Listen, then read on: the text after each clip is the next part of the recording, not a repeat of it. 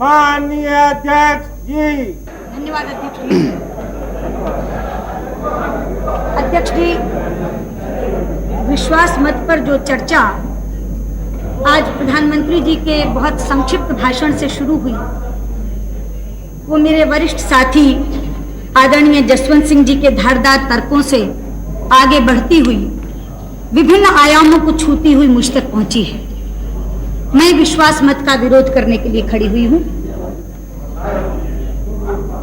हर वक्ता ने चर्चा की शुरुआत जनादेश की व्याख्या करते हुए की। दो परस्पर विरोधी व्याख्याएं इस सदन में जनादेश की रखी गई हैं। सत्ता पक्ष का कहना है कि यह जनादेश गठबंधन की सरकार के लिए था, कोएलिशन के लिए था। मेरी ओर से प्रश्न पूछा गया है कि क्या यह जनादेश कांग्रेस के साथ कोएलिशन के लिए था? ये प्रश्न अभी तक अनुत्तरित है। सबको मैं उम्मीद करूंगी कि कल प्रधानमंत्री जवाब देते हुए अपनी बात इससे शुरू करें कि क्या यह जनादेश कांग्रेस के साथ कोएलिशन के लिए था। अध्यक्ष जी, जनादेश की जो व्याख्या चाहें आप स्वीकार करें, लेकिन एक दृश्य जो इस सदन में उपस्थित हो रहा है उसकी अनदेखी आप नहीं कर सकते। आज से पहले इस सदन में एक दल की सरकार होती थी और बिखरा हुआ विपक्ष होता था, लेकिन आज बिखरी हुई सरकार है और एकजुट विपक्ष है। क्या ये दृश्य अपने आप में जनादेश की अवहेलना की खुली कहानी नहीं कह रहा है? लेकिन अध्यक्ष जी, ये इतिहास में पहली बार नहीं हुआ जबकि राज्य का सही अधिकारी अपने राज्याधिकार से वंचित कर दिया गया। त्रेता में यही घटना राम के साथ घटी थी। राज तिलक करते करते वनवास दे दिया गया।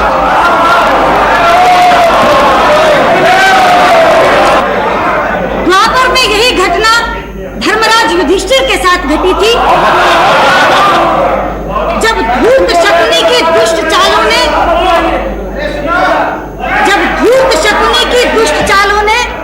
राज्य के अधिकारी को राज्य से बाहर कर दिया था। अध्यक्ष जी, यदि एक मंथरा और एक शकुनी राम और युधिष्ठिर जैसे महापुरुषों को सत्ता से बाहर कर सकते हैं, तो हमारे खिलाफ तो कितने मंथराएं और कितने शकुनी हम राज्य में बने कैसे रह सकते थे? अध्यक्ष जी, शायद राम राज्य और सुराज्य की नियति ही यही है। Please come on, don't make your speech so interesting.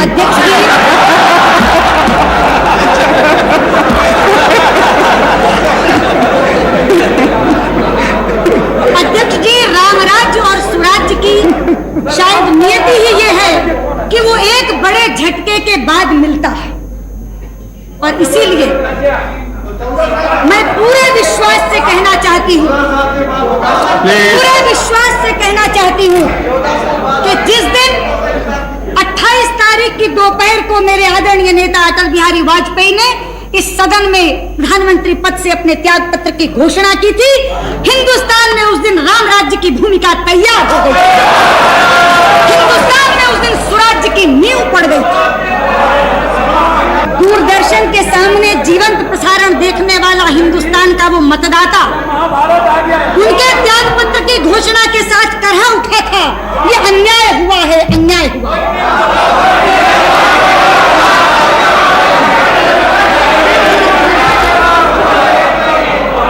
लेकिन अध्यक्ष जी, अन्यायी कभी ये स्वीकार नहीं करता कि वो अन्याय कर रहा है। अन्यायी तो अपने स्वार्थ को सिद्धांत का बाना पहनाकर इस तरह प्रस्तुत करता है जैसे सबसे बड़ा न्याय कर रहा है, और यही इस सदन में घटा। यही इस सदन में घटा। धर्मनिरपेक्षता का बाना पहनकर हम पर सांप्रदायिकता का आरोप लगाकर ये तमाम लोग एक साथ हो गए, एकजुट हो गए। कहा था मेरे नेता ने उस समय, धर्म धर्मनिरपेक्षता बनाम सांप्रदायिकता पर राष्ट्रीय बहस होनी चाहिए। चाहते हैं हम चाहते हैं कि इस देश के संविधान निर्माताओं ने धर्मनिरपेक्षता की क्या कल्पना की थी, पर इस देश के शासकों ने उसे किस स्वरूप में ढाल दिया, इस पर राष्ट्रीय बहस होनी चाहिए। अध्यक्ष जी, हम सांप्रदायिक हैं। हाँ, हम सांप्रदायिक हैं क्योंकि हम वंदे मातरम गाने की वकालत करते हैं। हम सांप्रदायिक हैं क्योंकि हम राष्ट्रीय ध्वज के सम्मान के लिए लड़ते हैं। हम सांप्रदायिक हैं क्योंकि हम धारा 370 को समाप्त करने की मांग करते हैं। हम सांप्रदायिक हैं क्योंकि हम हिंदुस्तान में गोरक्ष के वंश और वर्धन की वकालत करते हैं। हाँ अध्यक्ष जी, हम सांप्रदायिक हैं क्योंकि हम हिंदुस्तान में समान नागरिक संहिता बनाने की बात करते हैं। हम सांप्रदायिक हैं अध्यक्ष जी क्योंकि हम कश्मीरी शरणार्थियों के दर्द को जबान देने की अध्यक्ष जी, ये सपना है, ये धर्मनिरपेक्ष है। दिल्ली की सड़कों पर 3000 सिखों का कत्लेआम करने वाले ये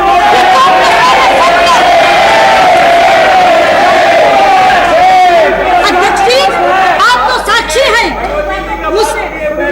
सुनिए भगवती जी, बोलिए। क्या व्यवस्था? मैं हिंदू नहीं हूँ, मुझको मंदिर जाने से रोका गया। और इसमें क्या व्यवस्था है?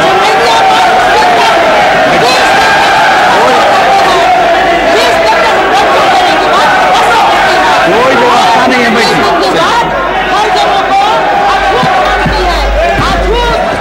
कोई व्यवस्था का प्रश्न नहीं है। चलिए अध्यक्ष जी, मैं भगवती देवी जी की जानकारी के लिए बता दूं, भारतीय जनता पार्टी ने तो राम मंदिर का शिलान्यास एक हरिजन से करवाया था।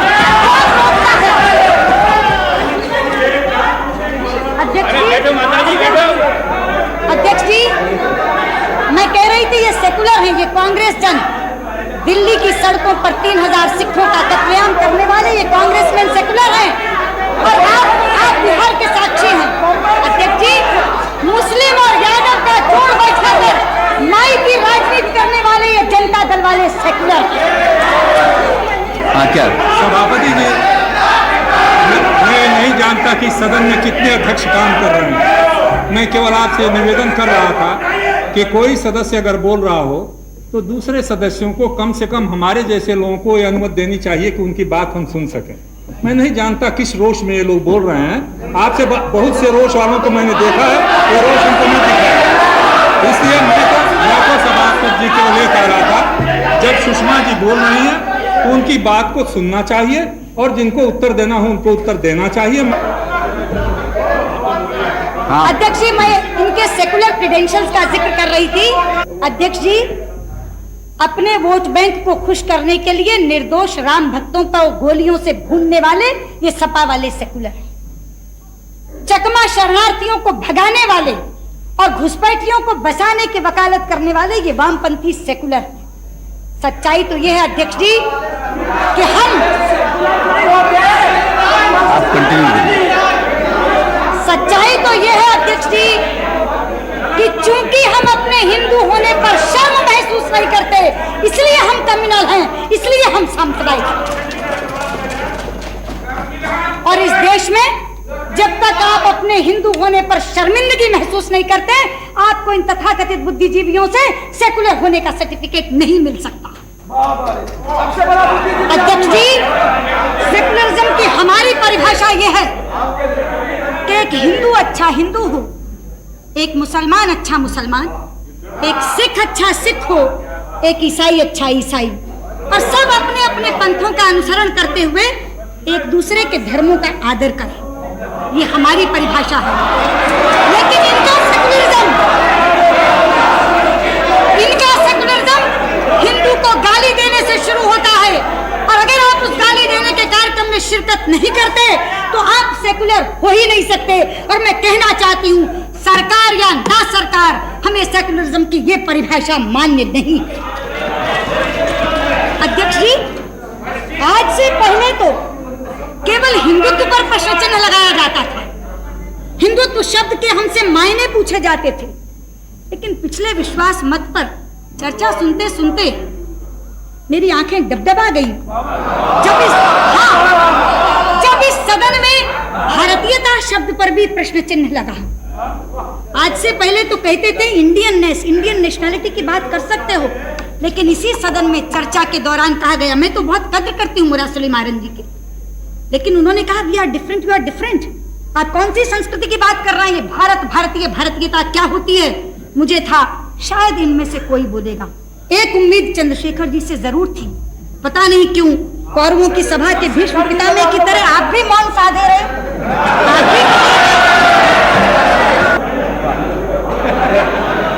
अध्यक्ष जी, मैं अपने मित्र मुरासुल मारन जी से बहुत अदब से ये कहना चाहूंगी, भारतीयता के माने कहीं पूछने जाने की जरूरत नहीं है।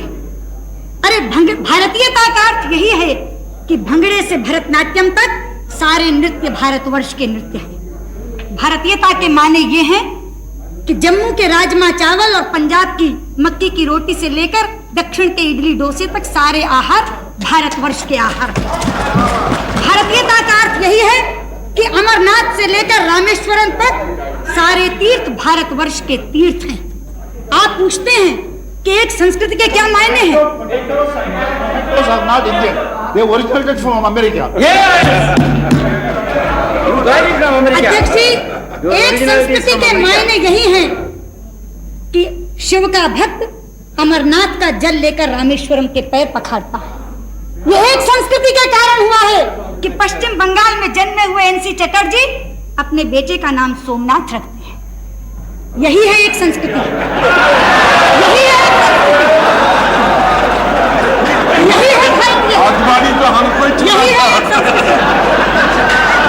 एक संस्कृति। मुझे संस्कृति का उदाहरण कई शब्दकोशों में देखने की जरूरत नहीं है, वो इस सदन में परिलक्षित होती है। लेकिन अध्यक्ष जी, सवाल ये है कि ये किसी सांप्रदायिकता के नाम पर इकट्ठे नहीं हुए हैं, ये भी एक ओढ़ा हुआ बाना है। ये इकट्ठे हुए हैं अपने गुनाहों के कारण,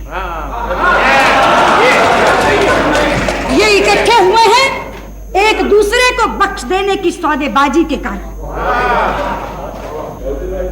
जी हाँ, ये अपने अपराधों के बेपर्दा होने के भय से इकट्ठे हुए हैं।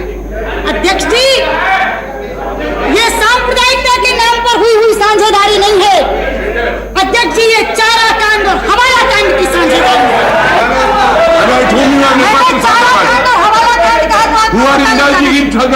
हवाला कांड की साझेदारी है तो सोमनाथ जी को उठना ही नहीं चाहिए, इशारा समझना चाहिए मैं किसकी साझेदारी की तरफ जिक्र कर रही हूँ। अध्यक्ष जी, ऐसे नहीं हुआ कि कॉमन मिनिमम प्रोग्राम में एक शब्द करप्शन के पेंडिंग केसेस के बारे में नहीं है, ये ऐसे ही हो गया। आखिर 4 लोग बैठे, सारी चीजों पर चर्चा हुई, लेकिन पूरे प्रोग्राम में से बोफोर्स गायब है, सेंट किट्स गायब है, जेएमएम गायब है, शुगर स्कैंडल गायब है, पीएसयू डिसइन्वेस्टमेंट स्कैम गायब है। अरे जिनका ढिंडोरा पीट के चुनाव में गए थे, Narasimha Rao epitome of corruption की चार्जशीट निकाल कर चुनाव में गए थे, आज उसके ऊपर एक शब्द भी नहीं। और यूरिया स्कैम के ऊपर कहते हैं प्रधानमंत्री, law will take its own course, कोई बचेगा नहीं। केवल मुक्के मारकर कह देने से ये नहीं होगा अध्यक्ष जी, आचरण क्या बोलता है ये देखने वाला है। आज भी यूरिया स्कैम में अफसर पकड़े गए हैं, लेकिन दोनों के रिश्तेदार अभी नहीं पकड़े गए। 5 दिन का समय दिया गया, आखिर क्यों? इसलिए मैं कहती हूँ ये साझेदारी सांप्रदायिकता के नाम पर नहीं हुई है, ये साझेदारी एक दूसरे को माफ करने के सिद्धांत के नाम पर की गई साझेदारी। अध्यक्ष जी, ये कहते हैं, रामविलास पासवान कहते हैं ये सरकार चलेगी। आज यहाँ कहा जाता है ये सरकार चलेगी नहीं, दौड़ेगी, 5 साल तक रहेगी। अरे मैं पूछना चाहती हूँ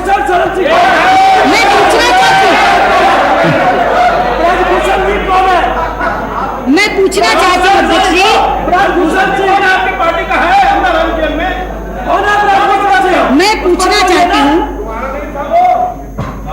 मेरे नेता ने तो नहीं कहा, बयान तो पहला बीजू पटनायक का आया, बीजू पटनायक का आया पहला बयान, this government will not last. किस घटक के हैं वो? भाजपा के। बुद्धदेव भट्टाचार्य का बयान आया, हाँ वही मैं बुद्धदेव आचार्य का बयान आया, this government will not last for 6 months। ये किस घटक के हैं? भाजपा के। Okay, you stand corrected. अध्यक्ष जी, मुझे करेक्ट करने की क्या जरूरत है? पहली स्टेटमेंट छपी, उसका जिक्र मैंने कर दिया, डिनायल इन्होंने किया, उसका जिक्र इन्होंने कर दिया, दोनों चीज रिकॉर्ड पर आ जाएंगी। आगे बढ़िए। नरसिंह राव जी के हवाले से कहा गया कि चुनाव के लिए 7 महीने से एक साल के बीच में तैयार रहना चाहिए। ये बयान भाजपा की तरफ से तो नहीं आया। इतने अंतर विरोधों के साथ जो सरकार चल रही है, क्या सांझ है नारायण दत्त तिवारी और मुलायम सिंह यादव में? मैं पूछना चाहती हूँ, क्या सांझ है? आ गए बीजू पटनायक जी, क्या सांझ है आदरणीय बीजू पटनायक जी आप में और जेबी पटनायक में?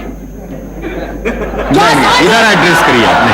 अध्यक्ष जी, सुषमा जी आप इधर एड्रेस करिए। चारे और खाद के अलावा क्या सांझ है राम लखन सिंह यादव और लालू यादव में?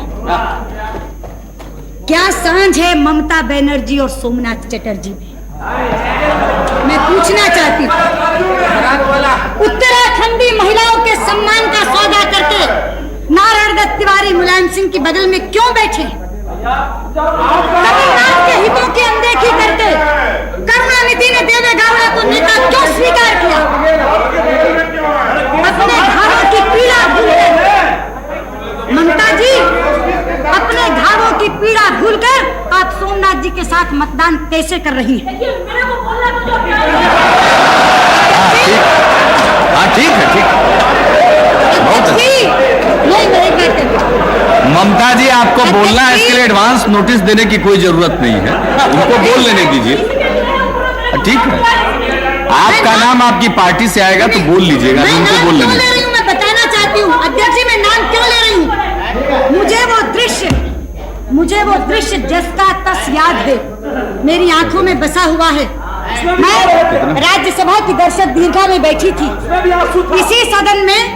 इसी सदन में नरसिंह राव जी की सरकार के खिलाफ अविश्वास प्रस्ताव पर मतदान हो रहा था। मैं वहां से बैठी देख रही थी, एक व्हील चेयर के ऊपर ममता जी को लाया गया था, यहीं बैठी थी वो, चोटों से आए बुखार के कारण कांप रही थी। बराबर में बैठी 2 सांसद महिलाओं ने उन्हें लाल कंबल उठाया था। वहां बैठी हुई मैं उस समय कम्युनिस्टों की हिंसक प्रवृत्ति को कोस रही थी। मुझे मालूम है ममता जी के विरोध के स्वर बहुत मुखर होते हैं, लेकिन हम उनके विरोध के अधिकार को मान्यता देते हैं, हम उनके विरोध के अधिकार को स्वीकृति देते हैं, हम उनकी आवाज को गैद करने के लिए उन पर हमला नहीं करते। इसलिए पूछना चाहती हूँ ममता जी से आज कि इस सदन में सीपीएम के साथ बैठकर मतदान करेगी और पश्चिम बंगाल में जाकर उनके विरोध की राजनीति करेंगी। ये कैसी सांझ है ममता जी? ये कैसा गठबंधन?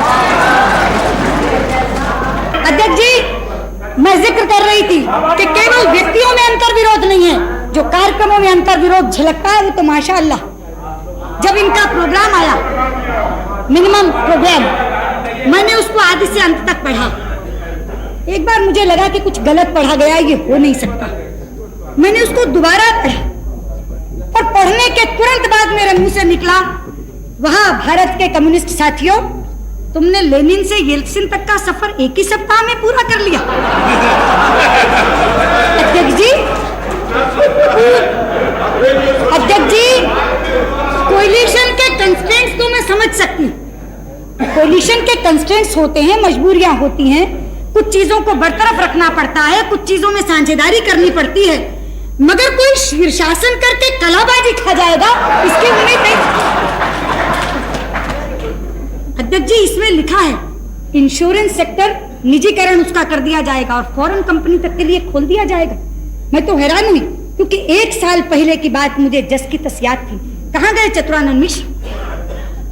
अध्यक्ष जी, आपके माध्यम से बताना चाहती हूँ, मैं राज्यसभा में याचिका समिति की अध्यक्षा थी, कमेटी ऑन पिटीशंस की चेयरपर्सन थी।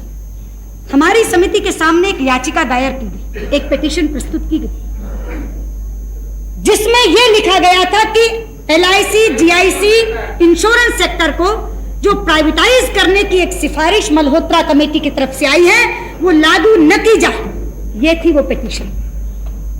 और मैं आपको चौंका दूं ये बात कहकर, वो पिटीशन किसी और ने काउंटर साइन नहीं की थी, एक एमपी को प्रस्तुत करनी पड़ती है। ये संयोग है कि चतुरानंद मिश्र राज्यसभा से मेरे साथ लोकसभा में आए हैं, 2-4 दिन में शायद कैबिनेट के मंत्री भी बनने वाले हैं। वो पिटीशन काउंटर साइन की थी चतुरानंद मिश्र ने। और अध्यक्ष जी, मुझे कहा गया था कि अगर ये इंप्लीमेंट कर दी गई रिपोर्ट तो ये पिटीशन इनफेक्चुअस हो जाएगी, इसलिए कम से कम इंटरिम डायरेक्शन गवर्नमेंट को दी जाए कि ये इंप्लीमेंट नहीं हो। पिटीशन कमेटी के अध्यक्षा के नाते मैंने सरकार को डायरेक्शन दी थी कि जब तक इस कमेटी की रिपोर्ट नहीं आ जाए, हम बहुत जल्दी इस कमेटी की रिपोर्ट देंगे, तब तक मल्होत्रा कमेटी की सिफारिशें लागू न की जाए। और इस याचिका समिति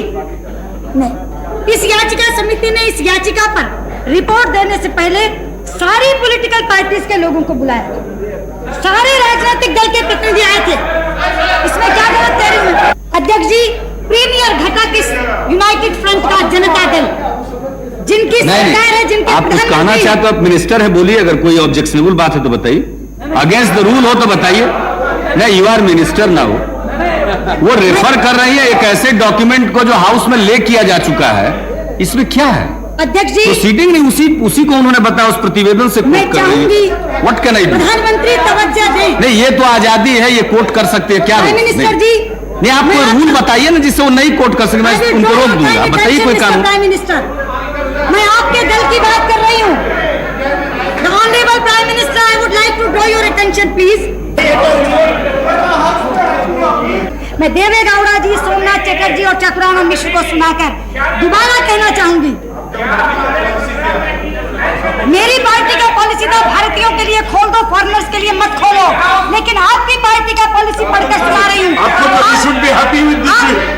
नहीं, मैं तो आपके शीर्षासन की बात कर रही हूँ, जो कलाबाजी खाई है सत्ता की अंधी दौड़ में, मैं उसकी बात कर रही हूँ।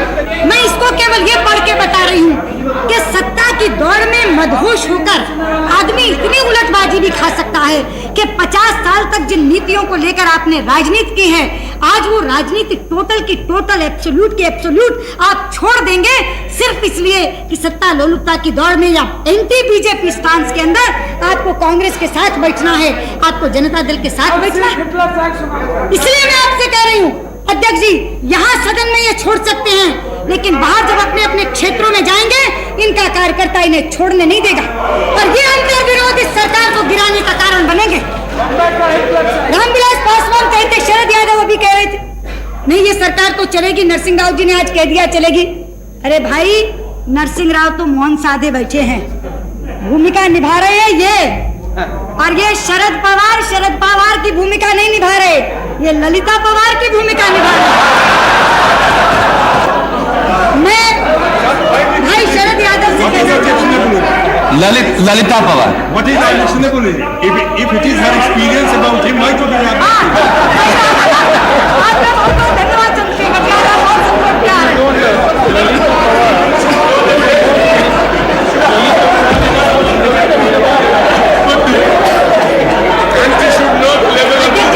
अब आप कंक्लूड करिए। मैं इसलिए भाई शरद यादव से कहना चाहूंगी कि ये प्रयोग नया नहीं है।